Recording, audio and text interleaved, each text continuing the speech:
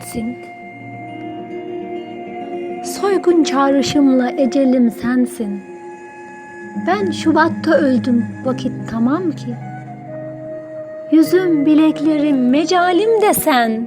Alış deme bana, alışamam ki. Çığlığım, gümbürtüm, vebalim sensin. Irgatım, kahırım, melalim de sen. Korkum, bereketim, maralım sensin.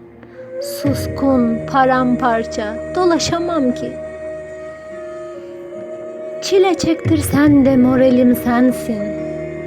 Bebeğim, kundağım, hayalim de sen. Selamım, sevincim, zevalim sensin. Baskın güzellerle anlaşamam ki. Gözüm, eşyam, rızkım, masalım sensin.